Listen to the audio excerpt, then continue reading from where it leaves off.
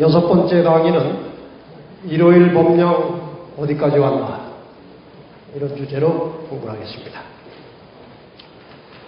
어떤 사람들이 그런 말을 합니다. 지금 때가 어느 때인데 사람들을 그렇게 강제적으로 강요해서 일요일을 쉬게 하고, 또 그렇게 안 따르는 사람들을 핍박하고 죽이는 일을, 지금 시대가 어느 시대인데 그런 일을 할 수 있느냐, 이렇게 말하는 사람들이 꽤 있어요. 심지어는 한국은 아직 그렇게까지 안 갔습니다만은 그 미주의 그 인터넷 게시판에 그 일요일 법령은 그건 상식에도 맞지 않은 것이라는 그런 얘기가 떠돌 만큼 이 교회가 지금 정체성을 잃어가고 있습니다.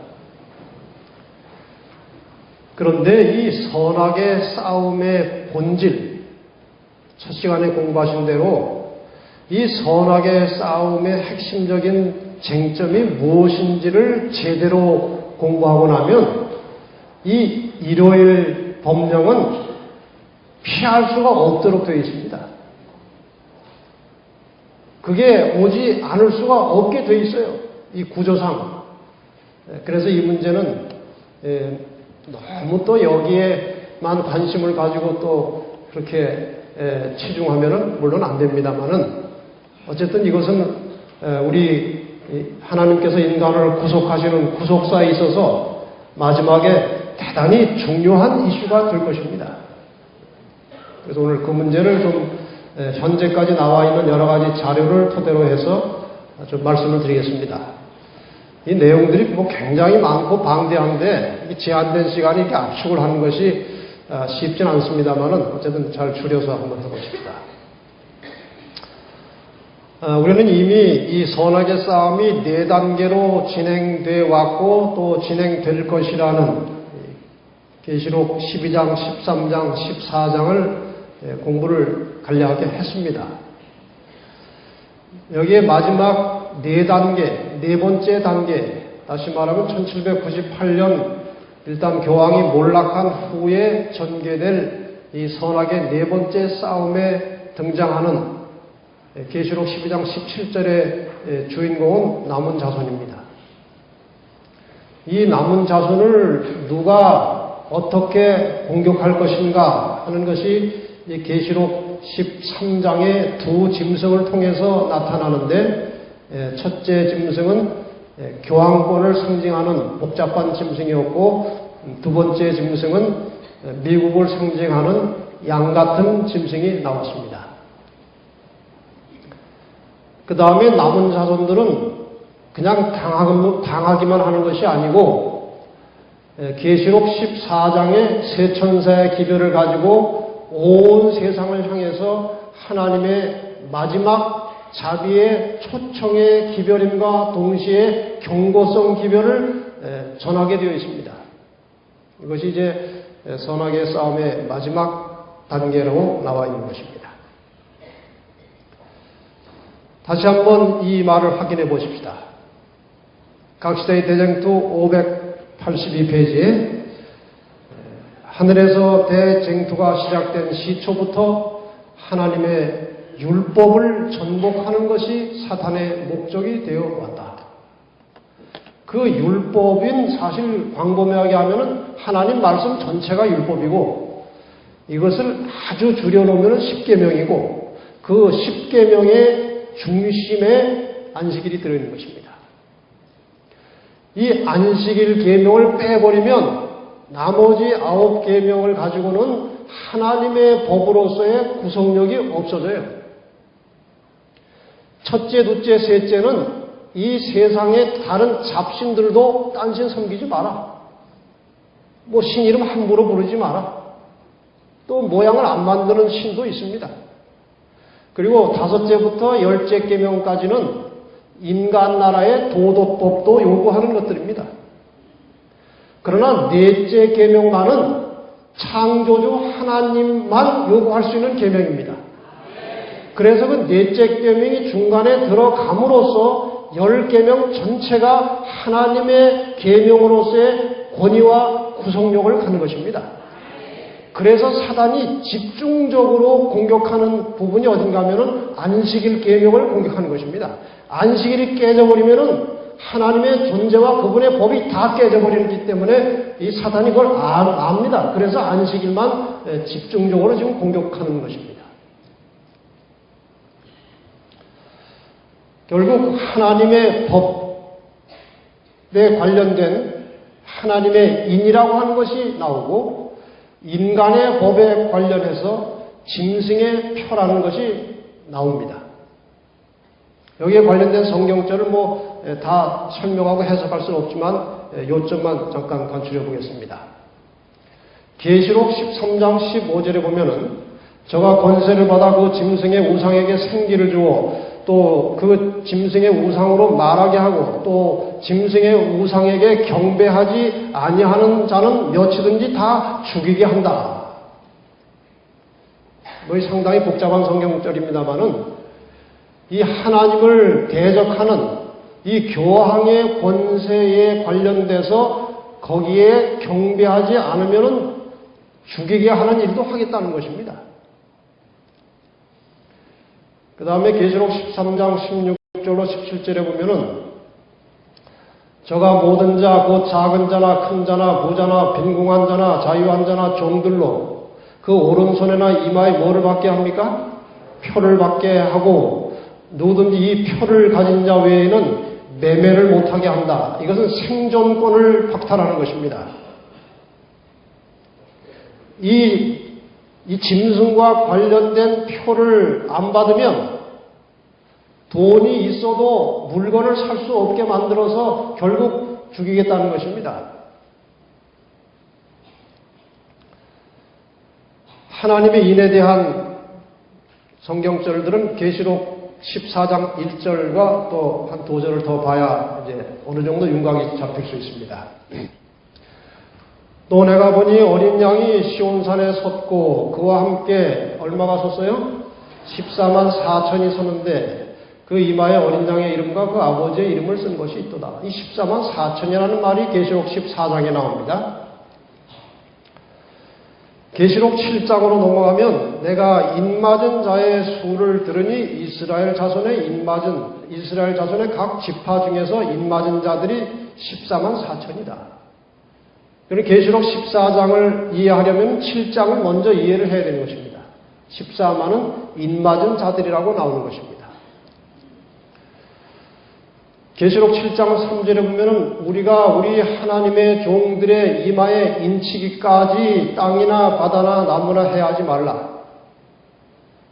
그래서 이쪽에는 지금 하나님께서 그분의 구원받을 백성을 확정짓는 표시로서 하시는 일이 하나님의 인치는 사업이고, 그 다음에 이 땅에서 이 세상의 권세가 하나님을 경배하고 살지 말고 인간을 경배하고 살도록 하기 위해서 인간에게 경배를 강요하기 위해서 만들어내는 표시가 바로 짐승의 표라고 하는 것입니다.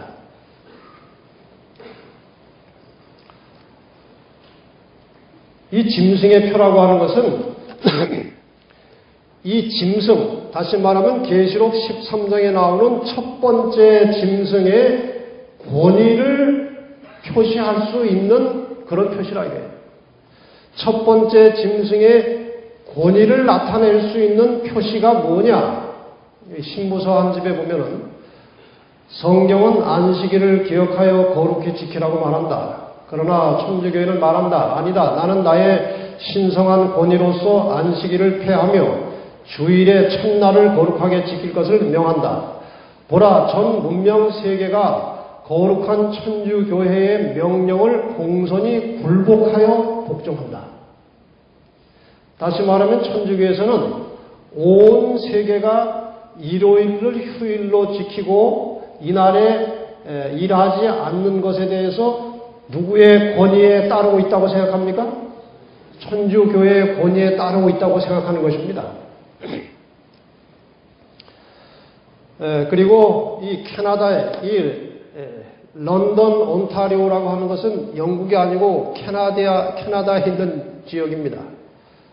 거기서 나온 카톨릭 레코드라고 하는 문서에 보면은 일요일은 권위의 표다.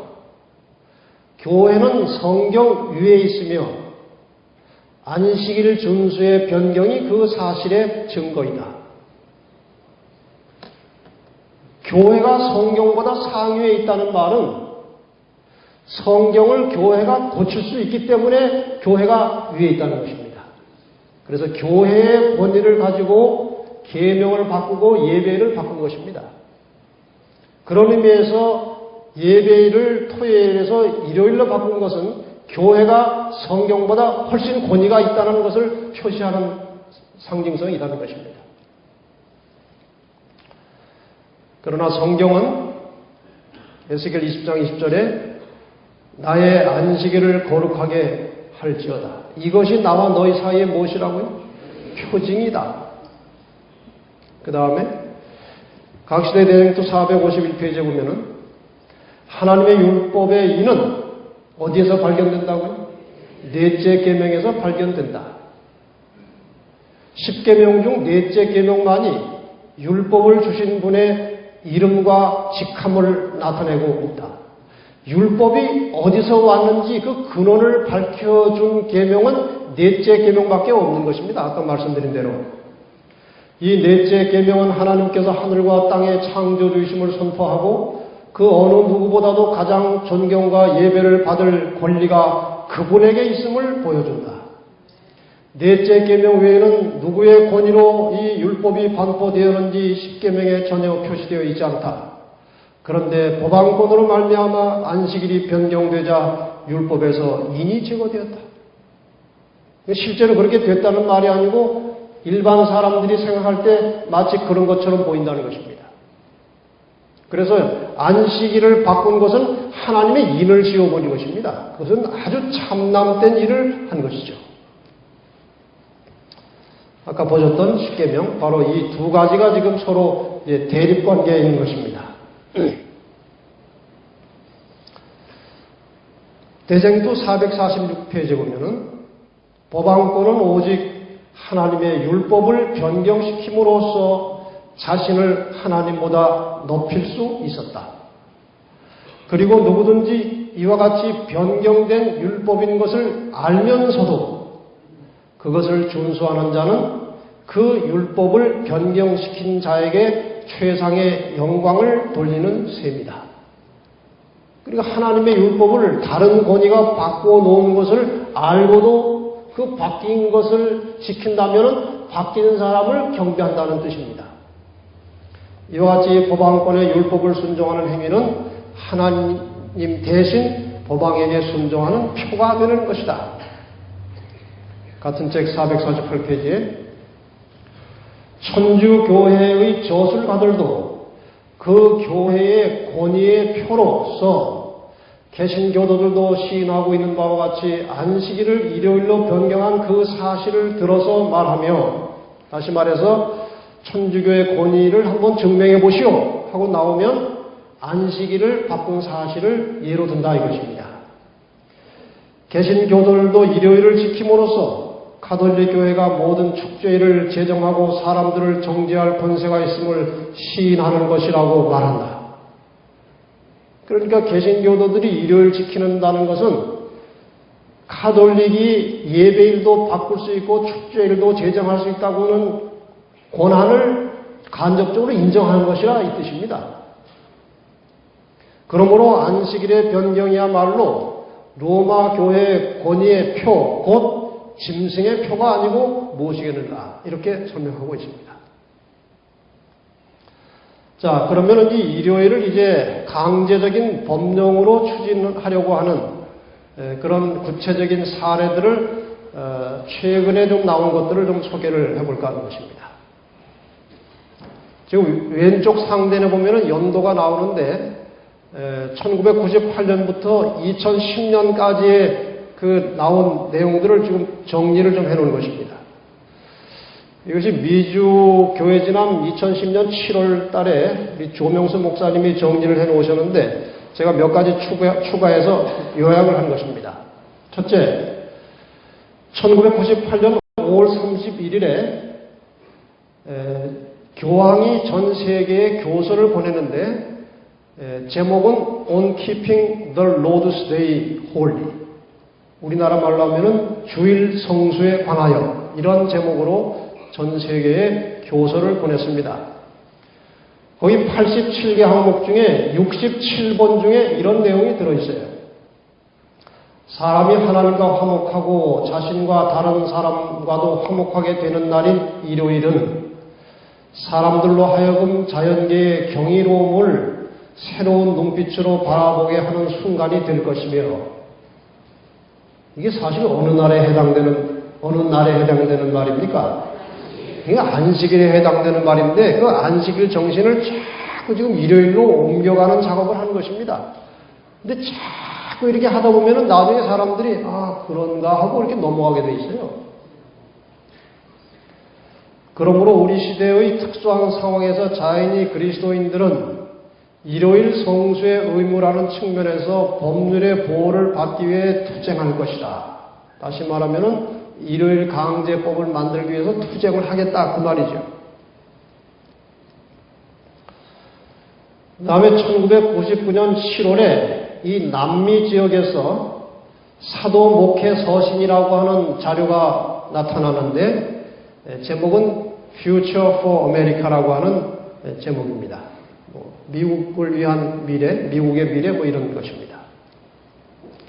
여기 9개 항목이 발표되는데 6번째 이런 내용이 나옵니다. 영원하신 하나님께서 부활하신 날인 성일, 일요일 외에 다른 어떤 날을 준수하는 자들에 대해 관용할 수 없다. 이 날을 위해 우리는 로마 가톨릭 교회가 주장하고 있는 거룩한 말씀이 요구하는 바를 성취하지 않을 수 없다.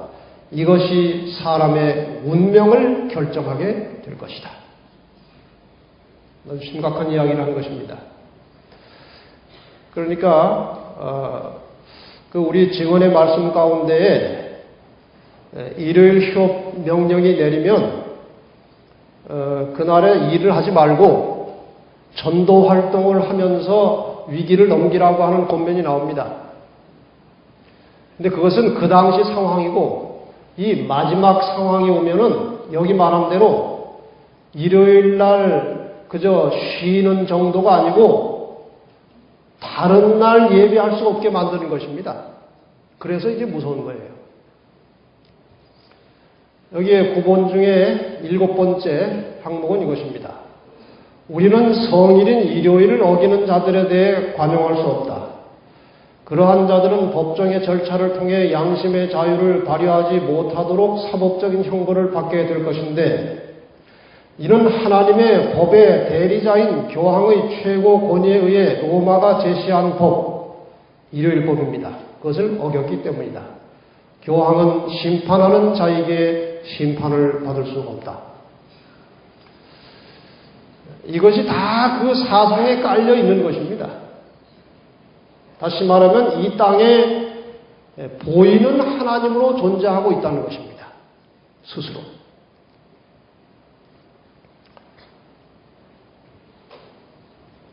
부시도 일요일 휴업령 해야 된다는 것을 알고 있다고 고백을 했습니다. 이거 부시 닮았습니까? 네. 아주 간단하게 그렸는데 꼭 부시 같아. 이건 이제 재선, 두 번째 대통령 선거 운동하면서 이제 한 이야기입니다. 2004년 2월 26일 다이토나 비치 뉴스저널에 만평으로 게재된 것이에요. 그 밑에 나온 영어를 해석해 보면 여기에 내 보수적 지지파들이 정말 좋아할 제안이 있습니다. 그것은 다름이 아니라 사람들을 일요일에 교회 가도록 요구하는 헌법 개정안이 바로 그것이지요. 다 알고 있어요. 타이밍, 시간을 지금 언제로 할지, 그것이 문제지 갈 길은 분명한 것입니다. 10계명의 날, 2005년 봄 미국에서 10계명 위원회가 결성이 됐습니다. 그리고 2006년 5월 7일을 마침내 10계명의 날로 선포했습니다.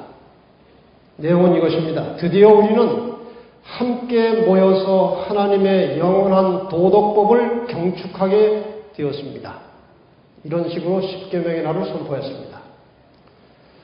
그 십계명 운동 창시 핵심 인물 중에 하나로 제임스 케네디라는 사람이 있는데, 이 사람이 왜 십계명이 중요한가 그런 책을 썼습니다. 거기 81페이지에 보면은 안식일이 더럽혀지고 신성시 되지 않을 때에 국가는 죄의 수렁 가운데 더 깊이 빠져들게 된다. 또한 어느 국가에든지 심각한 부정적인 영향을 끼치게 된다. 그리스도인들은 안식일을 지키는 것이야말로 우리 문화에서 훨씬 더 도덕적인 풍토를 조성하게 됨을 이해할 필요가 있다. 이거 사실 아멘 할 일 아닙니까? 그런데 이 사람이 말하는 안식일은 일요일입니다. 그 다음에 이 가톨릭 교회가 지금 이 일요일 법령을 만들기 위해서 아주 묘한 일을 지금 해가고 있어요. 가톨릭 교회가 그전에는 일요일 성수에 대해서 왜 일요일을 지켜야 되느냐고 질문하면 천주교회가 그 신성성을 일요일로 옮겼기 때문이다. 교회의 권위를 가지고 그 날을 바꾸었다고 그렇게 이야기하고 그런 문서들이 많습니다. 지금 이 말도 1977년에 발행된 가톨릭 교리 문답집에서 나온 것입니다. 그런데 2006년 11월 26일 교황 베네딕토 16세가 프란시스 아린제 추기경에게 보내는 서신에 이상한 말이 나오는 것입니다. 일요일은 기독교 공동체가 아니고 사도들에 의해 택하여졌고, 그리고 주일 중 첫째 날에 부활하시고 제자들에게 나타나셨으며 8일 후에 제자들에게 다시 나타나신 예수님 자신에 의해 선택되었다. 입장을 바꾼 것입니다. 그래서 이 일요일을 천주교회가 만들었다고만 하면은 개신교에서 반발할 테니까 이것을 이렇게 희석을 시켜가지고 모든 기독교가 다 받아들일 수 있도록 그렇게 묘하게 바꾸는 것입니다. 이게 전략 중에 하나입니다. 그 다음에 또 이상한 이야기를 했습니다. 2007년 7월 10일 교황청 교리성에서 발표한 문서 중에 이런 내용이 나옵니다. 천주교 이외의 다른 기독교 종파는 결함이 있거나 진정한 교회가 아니다. 천주교회만이 인간을 구원할 수 있는 유일한 길이다. 예수는 이 지구상에 하나밖에 없는 유일한 교회를 세웠다. 그게 어느 교회라는 말입니까? 천주교회라는 말입니다. 다른 기독교 종파는 소속 목회자들이 예수의 초기 사도들에게 계승되지 않은 채 적법하지 않은 방법으로 목회자를 임명하기 때문에 진정한 의미에서 교회라고 부를 수 없다. 그러니 제대로 교회가 되려면 다 어디로 들어오라는 것입니까? 천주교의 품으로 다시 다 돌아와야 하나님이 인정하시는 교회가 될 수 있다는 것입니다. 교황이 미국을 방문했습니다. 2008년 4월 15일에 뉴욕 양키즈 스타디움에서 수많은 인파와 함께 또 수많은 각계의 종교 지도자들이 참석한 가운데에 미사를 집전했습니다. 그리고 4월 16일에 백악관에서 부시 대통령이 교황의 80세 생일을 축하하는 파티를 열어줬어요. 그리고 4월 18일에 유엔에서 교황이 연설을 했는데 그 연설문 중에 이런 게 나옵니다. 천주교는 윤리와 도덕의 범주 내에서 국제법이 허락하는 것에 따라 공헌하고 있으며 법을 정의하고 청원하는 일을 하고 있다. 우리는 지금 소수의 독립적인 무리들이 세계를 위협하고 있는 시대에 살고 있다. 이 문제와 싸울 수 있는 유일한 길은 일요일 법령을 제정하고 국제사회가 이 법령을 지키도록 명령하는 길밖에 없다. 그렇게 함으로써만이 우리는 세상에서 평화와 정의를 촉진할 수 있을 것이다. 아주 이제 노골적으로 이제 발언을 하는 것이 일요일 법령을 제정해야 이제 세계 평화가 온다는 것입니다.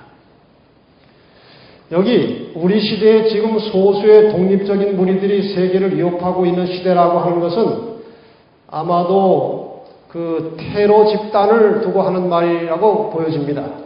그러나 나중에는 그 소수 집단이 아니고 일요일 법령을 거부하고 안식일을 지키는 소수 집단으로 바뀔 것입니다.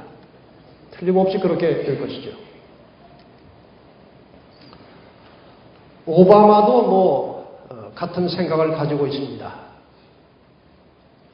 이제 결론부터 말씀드리면 이런 이유로 우리는 일요일 휴업령을 다시 강화해야 한다고 봅니다. 노동을 제한한다는 의미보다는 선택할 수 있는 권리조차 없는 사람들에게 진정한 해방감을 주기 위해서 말입니다. 얼마나 많은 세금이 절약될지는 상상해 보십시오. 이유는 이런 것들입니다. 지금 여기 인터넷에 찾아 들어가 보면 이런 란이 나옵니다. Talk of Sunday Law on Obama Site. 오바마 사이트에 나오는 일요일 법령에 관한 발언 이렇게 돼서 나옵니다. 찾아 들어가면 이게 나와요. 이 오바마 사이트의 일요일 법령에 대해서 어떻게 쓰고 있느냐? 그 항목은 에너지 보존과 미국의 세계화 이런 타이틀로 이제 일요일 법령에 대한 근거가 나옵니다. 내용은 이런 것입니다. 일요일 강제 법령을 추진하는 명분, 이 오바마의 생각은 그렇다는 것입니다. 나는 일요일 휴업령에 최소한 이런 이점들이 있지 않을까 생각합니다. 첫째로 일요일에 상업활동이 중단되기 때문에 여러분의 자녀들은 유흥을 위한 장소를 찾지 못할 것입니다. 일요일 하루만이라도 유흥업소 다 문 닫으니까 못 가니 그 얼마나 좋은 겁니까? 부모들은 노동시간을 조정해야 하는 번거로움 없이 최소한 일주일에 하루를 가족과 친구들과 보낼 수 있을 것이고요. 미국의 많은 사람들은 노는 날짜가 각각 다 달라요. 그 일하는 그 당번 순서에 따라서 많이 바뀌기 때문에, 물론 일요일은 공식적인 휴일이지만요. 어쨌든 그런 번거로움 없이 이제 아이들은 다 일요일 날 무조건 쉬니까 부모들도 일요일 날 쉬면서 가족과 함께 시간을 보낼 수 있다는 것입니다. 미국뿐 아니라 전 세계적으로 휘발유의 사용료 확연히 줄 것입니다. 일요일에 부모가 집에 있기 때문에 수많은 범죄들이 줄 것이 확실합니다. 거리에는 구걸할 수 있는 보행자가 없을 테니 구걸하는 노숙자들도 줄어들 것입니다. 이게 얼마나 경제적으로 가정적으로 좋으냐 그것이죠. 경찰이 아예 필요 없지는 않겠지만 아마도 비상대기식의 운영으로 그들도 가족과 함께 집에서 시간을 보낼 수 있겠죠. 그러나 사람들이 범죄가 별로 없으니까 경찰도 그냥 집안에서 대기하면서 쉬면 되지 않겠느냐 그겁니다. 이웃들은 서로를 더 잘 알 수 있게 될 것입니다. 일요일날 다 같이 쉬니까 옆집하고도 더 가까이 지낼 수 있지 않겠느냐. 이 명분이 얼마나 좋습니까? 그러니까 이것을 안 따르면 이렇게 좋은 것을 거절하는 나쁜 사람으로 낙인이 찍히게 된다는 것입니다. 사회적으로. 이게 문제입니다. 그 다음에 크로아티아라고 하는 나라가 이제 정식으로 일요일 휴업령을 내렸습니다. 이건 국가적으로. 2008년 7월 15일에 남동부 유럽의 크로아티아 공화국에서 일요일에 상점문을 닫도록 강제로 닫게 하는 법을 통과시켰고 2009년 1월 1일부터 이제 효력을 발생해서 운행 중입니다. 마지막 사건들 125페이지에 보면은 일요일 법령 제정하는 운동은 현재 암암리에 진행되고 있다. 지도자들은 진정한 의도를 숨기고 있으므로 아까 말씀드린 대로 좋은 것만 다 앞에 내놓고 원 동기는 숨기고 있는 것입니다. 숨기고 있기 때문에 그 운동에 연합하는 많은 사람들은 수면 하의 흐름이 어디로 향하고 있는지 알지 못한다. 그들은 맹목적으로 일하고 있다. 그들은 개신교 정부가 그들로 자유로운 독립국가가 되게 한 원칙들을 희생시키고 입법을 통하여 교황의 거짓과 기만을 퍼뜨리게 될 원칙들을 헌법에 집어넣을 것 같으면 암흑시대에 겪었던 로마 교회의 공포에 빠지게 되리라는 것을 알지 못한다.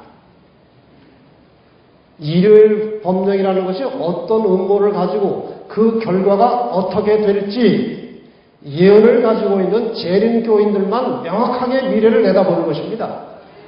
그래서 우리는 시세를 아는 사람들이고 이러한 시세를 알고 사람들이 마땅히 어떻게 해야 될지를 가르쳐야 할 책임과 사명을 가진 백성들입니다. 그 다음에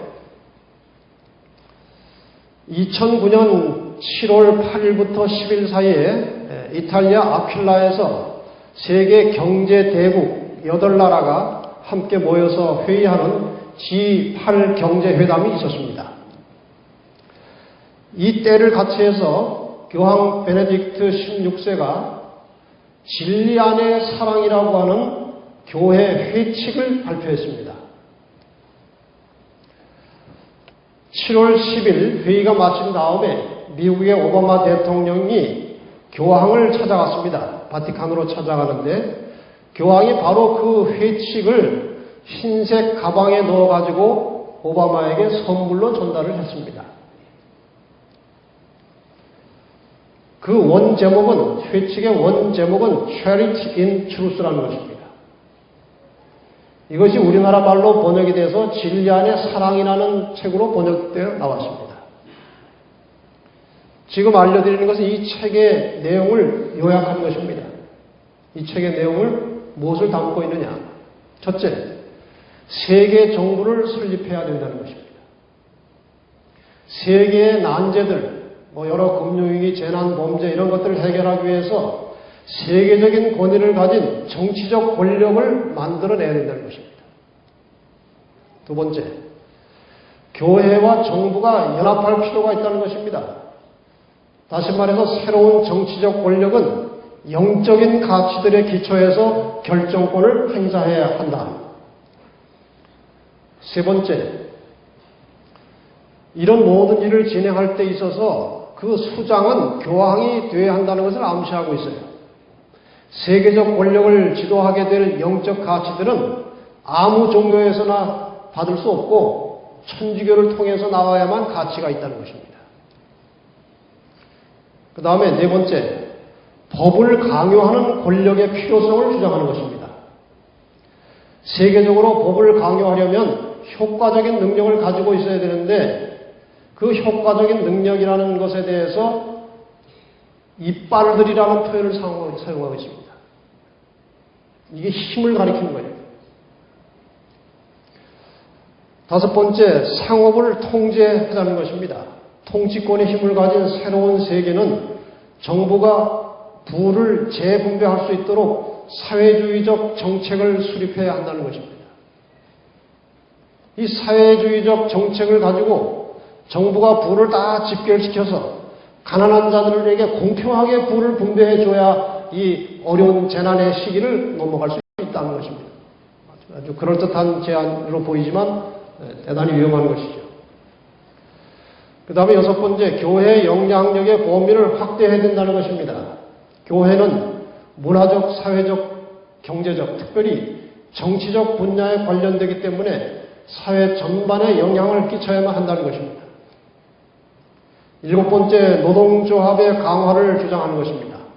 노동조합은 새 세계 질서를 구축하는 일에 결정적인 역할을 할 수 있도록 노동조합에 힘을 줘야 된다는 것입니다. 여덟 번째, 세계적인 도시를 수립하자고 이제 주장하는 것인데 하나님의 전 세계적인 도시를 수립하는 것이 인류 가족 역사의 목표가 되도록 해야 한다. 다시 말해서 온 세계를 하나님이 통치하는 도시로 만들어 보자는 것이고 그 도시의 우두머리는 교황이 되었다는 것을 암시하는 것이죠.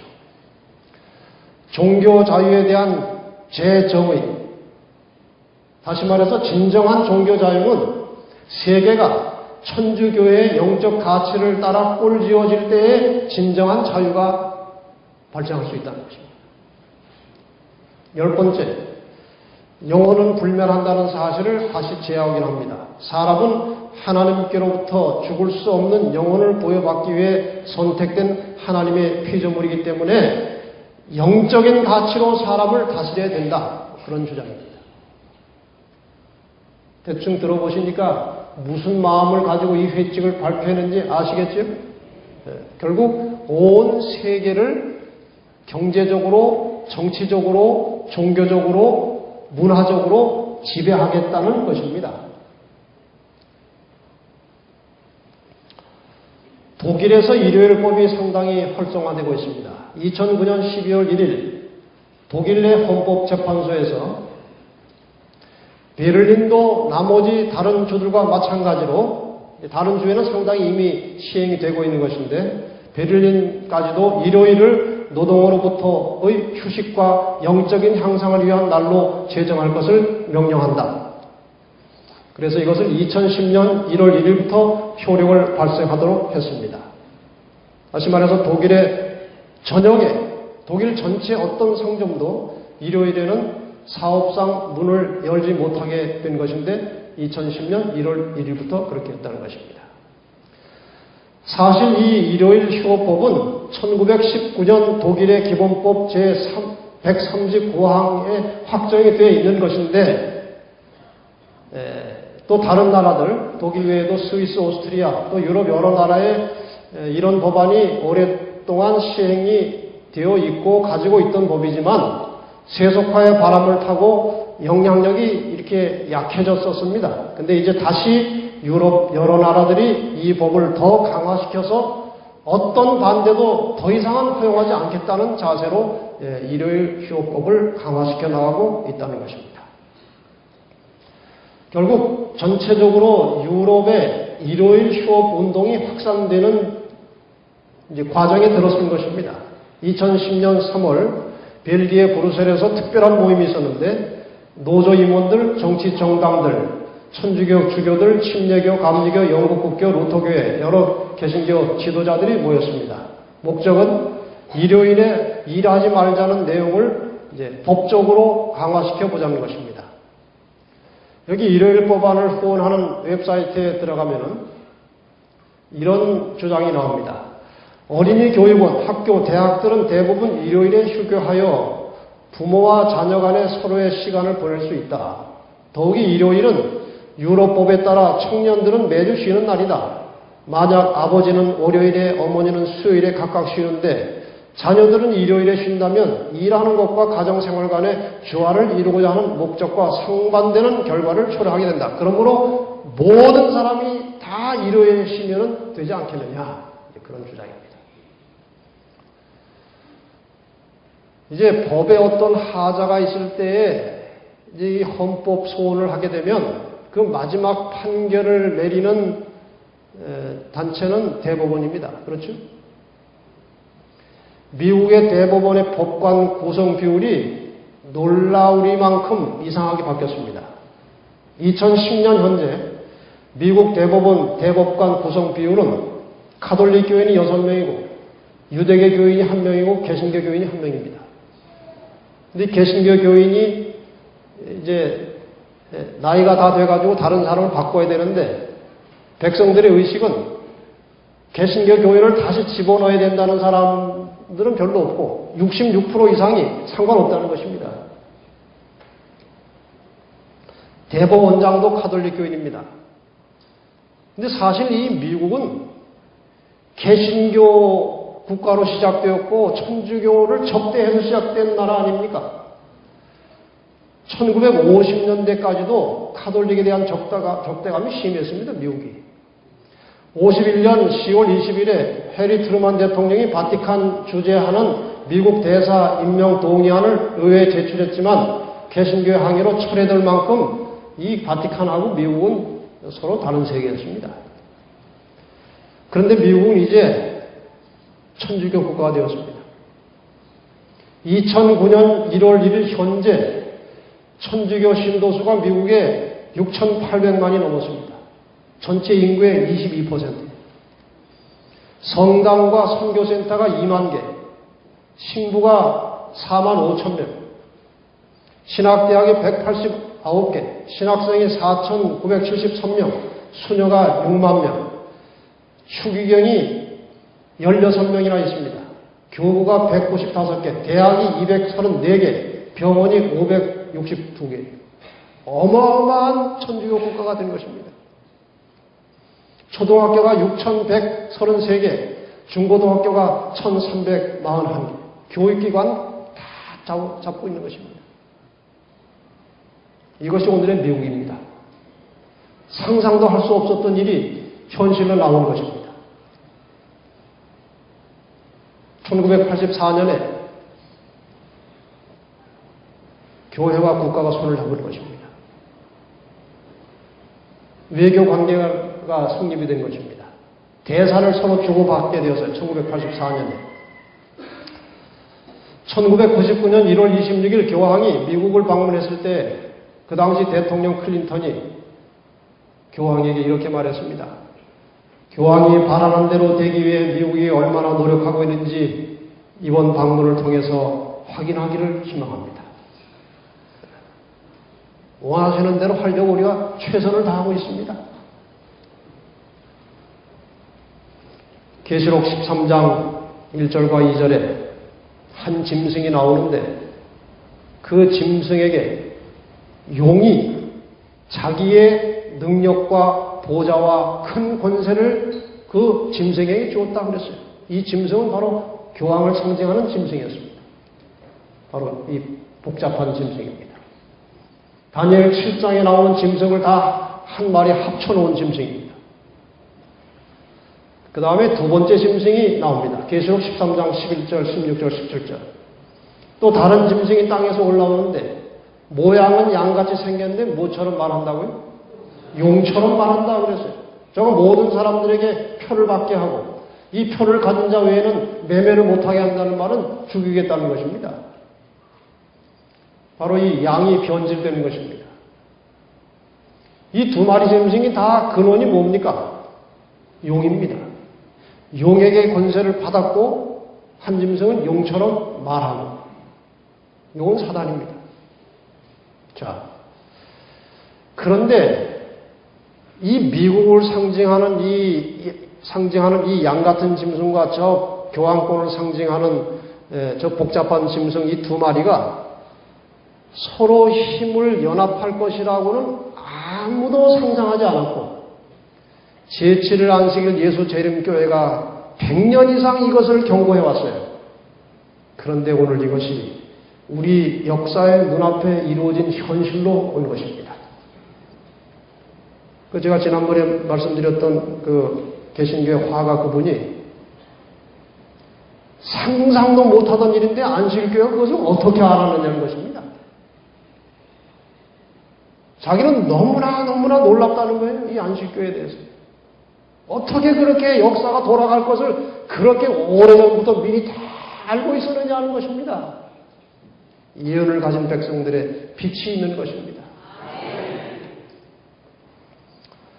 정말 교황의 이 권세가 용과 관련이 있느냐?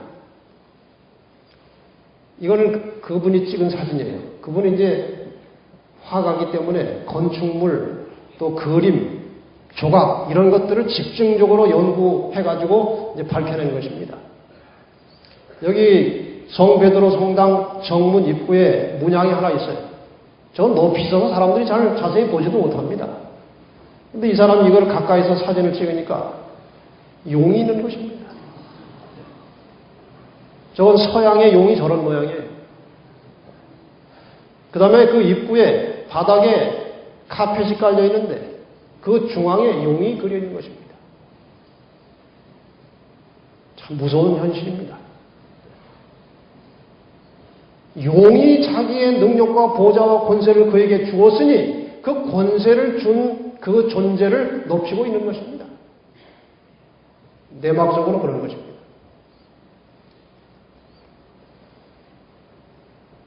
저는 이 그림을 보고 양처럼 두 손 모으고 온순하게 앉아있는 미국 대통령을 향해서 저 무서운 짐승 같은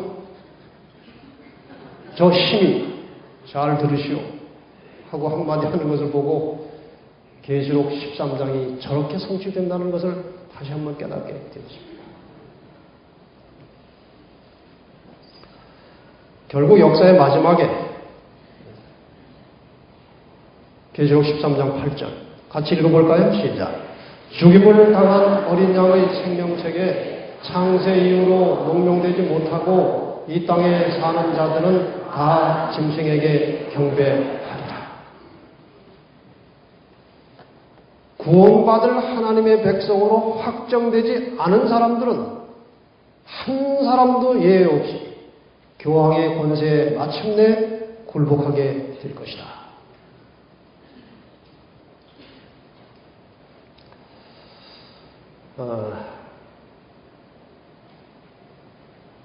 두 번째 부분부터 읽겠습니다. 그러나 법률로서 일요일 준수를 강요하고 진정한 안식일 준수에 관한 사실이 온 세계에 밝혀질 때에는 하나님의 명령을 어기고 로마 교회의 명령과 다름이 없는 명령, 일요일 준수하는 명령에 순종하는 자들은 이로써 하나님보다 법왕을 높이게 될 것이다. 그런 사람들은 로마교에 복종하고 로마교가 제정한 제도를 강제로 시행하는 권세에 복종하는 자들이다. 그들은 짐승과 그 우상에게 경배하는 자들이다. 그리하여 사람들이 하나님께서 당신의 권위의 표가 된다고 선언하신 제도를 버리고 그 대신에 로마교가 자신의 최상권의 표로 택한 것을 높일 때에 그것으로서 그들은 로마교에 복종하는 표, 곧 짐승의 표를 받게 될 것이다. 아주 명백한 것입니다. 그런데 그 매매를 못하게 하는 일을 그 경제에 관련된 것인데 어떻게 교황의 권세가 그 경제까지 간섭하게 되느냐? 2008년 9월 30일에 나온 그 월드 뉴스에 이런 뉴스가 전해졌습니다. 전 세계에 몰아치는 금융위기는 정치에 종교가 필요하다는 점을 보여주는 증거라고 타르치시오 베르토네 교황청 국무장관이 30일 주장했다. 이 금융위기를 해결하려면 정치에 뭐가 개입돼야 된다는 것입니까? 종교가 개입돼야 해결된다는 것입니다. 베르토네 국무장관은 교황청 반관영 롭저 바토레 로마노에 실린 연설문을 통해서 정치에는 종교가 필요한데 이와는 반대로 하나님이 무시됐을 때 정의를 존중하고 공통의 선을 지각하는 능력은 사라지고 만다고 주장했다. 종교가 없으면 정의가 사라진다 이것입니다. 그래서 정치에는 뭐가 꼭 필요하다는 것입니까? 종교가 필요하다는 것입니다. 교황 베네딕토 16세 오른팔인 베르토네 추기경은 미국 아스펜 연구소가 후원한 한 국제회의에서 연설했다. 그런 연설에서 사람들이 단지 단기적 이익만 추구하고 이를 미덕으로 여기는 곳에서 그들은 결국 단기적 이익의 효용을 잃게 될 뿐이라며 현재의 금융 위기와 모든 정치 이념의 비극적 결과는 종교 부재의 증상이라고 꼬집었다. 이 말은 앞으로 이 가톨릭이 세계 경제에 적극적으로 개입하겠다는 것입니다. 그 의지를 밝힌 것입니다.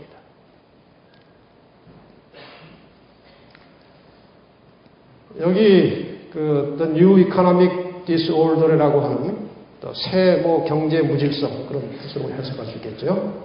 만일 당신에게 교황청 바티칸의 주요 사업을 묻는다면 무엇이라고 대답하겠는가?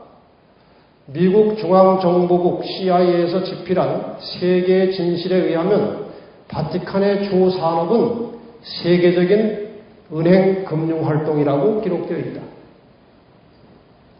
세계의 모든 지금 경제의 뒷배경에는 가톨릭이 있는 것입니다. 세계 그 수많은 나라들의 그 금이 교황청 지하실에 있다는 것입니다.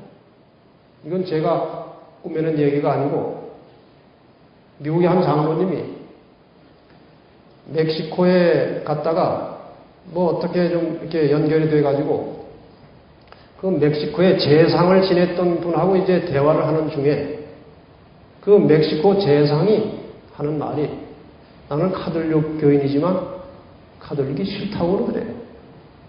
왜 그러냐고 그랬더니 너무 정치적이라고.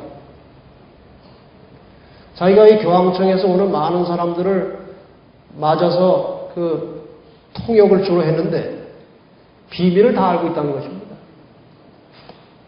그러면서 하는 말이 일본이 얼마 있으면 경제가 이제 내리막에 가서 아주 경제가 어려워질 거라고 얘기하더래요. 그 당시 일본은 그런 징후가 전혀 없었을 때래요.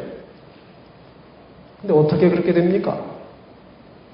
그랬더니 1달러짜리 지표를 딱 보이면서 환율로 그렇게 할 것이라고 그러네요. 얼마 후에 일본이 가라앉기 시작했다는 것입니다.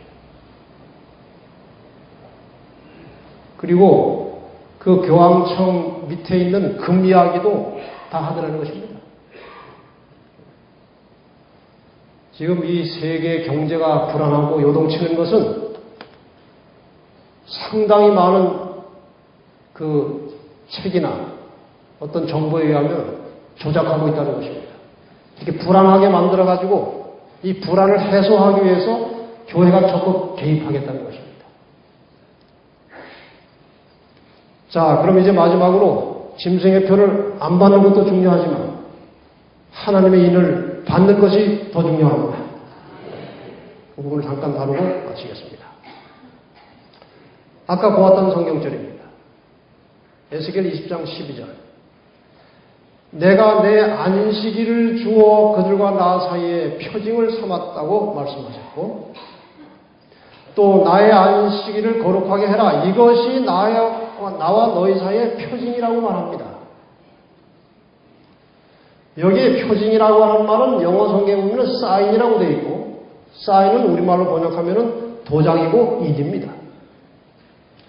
오늘 이렇게 우리가 안식일을 하나님의 인 도장이라고 알고 있고 주장을 하면서 오늘 우리는 안식일을 너무 함부로 훼손하고 있어요. 안식일을 존귀한 날로 즐거운 날로 거룩하게 지켜야 되는데 오늘 이 교회에 안식일 정신이 무너지고 있어요. 그전에 우리가 생각지도 않던 일을 자연스럽게 하는 것입니다. 좀 안식일을 존귀하게 거룩하게 지키는 일이 시작되었으면 좋겠습니다. 그리고 예배드리러 와서 예배드리다가 하나님의 말씀을 듣고 예배드리는 시간인데 어떻게 핸드폰 왔다고 그걸 들고 나갑니까? 예배 도중에. 대통령 앞에서 그렇게 할 수 있습니까? 그런데 하나님께 예배하면서 어떤 사람은 그거를 가지고 나가지도 않고 그냥 이렇게 고개 숙이고 밑에서 얘기를 해. 이렇게 안식일을 우리가 망가뜨려도 되겠습니까? 우리 교회마다 좀 이 안식일을 제대로 회복하는 큰 운동이 일어나야 이 교회가 사는 것입니다. 네. 말만 하나님의 인이라고 하고 이렇게 안식일을 훼손해가지고 하나님의 복이 오겠습니까? 그래서 우리 온 교회가 안식일 회복 운동이 좀 시작되었으면 좋겠습니다. 여기저기서 안식일을 제대로 회복하는 역사가 시작되기를 바랍니다. 에스겔 9장 4절에 보면은 너는 예루살렘 성읍 중에 순회하여 그 가운데서 행하는 모든 가증한 일로 인하여 탄식하며 우는 자의 이마에 표하라. 이게 인치는 일입니다. 다시 말해서 자기 자신의 죄를 회개하고 통회만 할 것이 아니고 다른 사람들이 저질러 놓는 죄를 위해서도 탄식하며 기도하는 것입니다. 다른 사람들, 다른 곳에 일어나는 죄들을 위해서 탄식하려면 자기부터 정결해야 되는 것입니다. 그런 자들의 이마에 일을 치라고 말씀하셨어요. 저는 조만간이 한국교회가 빨리 이 모든 복잡한 문제들을 정리하고 신속하게 회개운동, 기도운동이 일어났으면 좋겠어요. 남을 손가락질하지 말고 자신의 가슴을 치고 회개하는 역사가 일어나야 할 것입니다. 자기 눈에 있는 대들보는 보지 못하고 남의 눈에 티를 지적하는 일을 더 이상 하지 말고 자기의 가슴을 치고 회개하며 기도하는 역사가 이 교회에서 일어나야 희망이 있는 것입니다. 마지막 사건을 219페이지에 보면은 하나님의 백성들이 그들의 이마에 인을 맞자마자 그 인이라고 하는 것은 볼 수 있는 어떤 인이나 표가 아니고 지적으로 영적으로 진리 안에 안착함으로 그들이 요동할 수 없게 되는 것이 임하는 것이라고 했습니다. 하나님의 백성들이 인을 맞고 흔들림을 위한 준비를 갖추자마자 흔들림이 올 것이다. 사실 그것은 이미 시작되었다.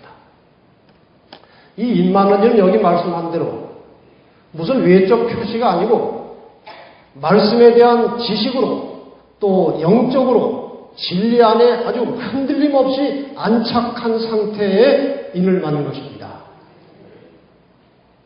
여러분 타협하지 마시기 바랍니다. 저도 부족하고 모자라는 사람이지만 저를 포함해서 우리 모든 한국의 재림 성도들이 이처럼 밝히 나타난 진리를 가지고 타협하지 마시기 바랍니다. 이 진리를 고수하고 지키는 것은 목숨을 걸었던 일입니다.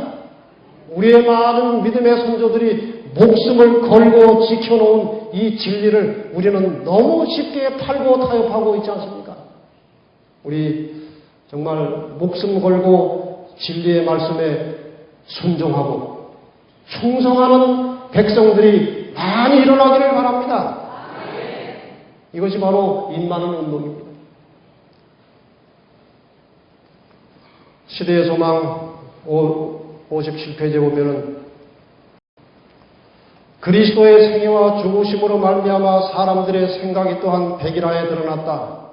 구유에서 시작하여 십자가에서 마친 예수의 생애는 자포기와 고난에 참여하라는 부르심이었다. 예수의 생애는 사람들의 목적을 드러냈다. 예수께서는 하늘의 진리를 가지고 오셨는 바 성령의 음성에 귀를 기울인 모든 사람은 다 그에게로 이끌렸다. 여기 중요한 말이 나옵니다. 자아를 경배하는 자는 사탄의 왕국에 속했다. 자기를 의지하고 모든 신앙의 원칙을 자기 중심적으로 해석해서 신앙하는 사람은 결국 사단에게 속하게 된다는 것입니다. 여러분, 지금 사단은 여러 가지 방법으로 사람들을 자기로 이끌고 있어요. 제가 이 책을, 이런저런 책을 보니까 그 마인드 컨트롤, 요가, 그와 관련된 비슷한 여러 가지 이상한 방법들의 결말은 자력 구원입니다. 인간 스스로의 어떤 에너지만 잘 집결시키면 무엇이든지 할 수 있다고 하는 자력 구원의 사상에 빠지게 되는 것입니다. 이 자력 구원에 빠지는 순간에 사탄의 밥으로 넘어가는 것입니다. 거기에 관련된 많은 실화들이 나와요. 처음에는 모르고 시작했는데 단계가 깊어질수록 1단계, 2단계, 3단계, 4단계에 들어가니까 사탄이 나오더라는 것입니다. 여러분, 자기를 조정하고 자기 어떤 의지를 가지고 뭘 하려고 하시지 말고 성령의 역사에 자신을 맡겨야 하는 것입니다. 그래야 창조주 하나님을 제대로 경배할 수 있는 것입니다. 자기를 의지하면 안 되는 것입니다.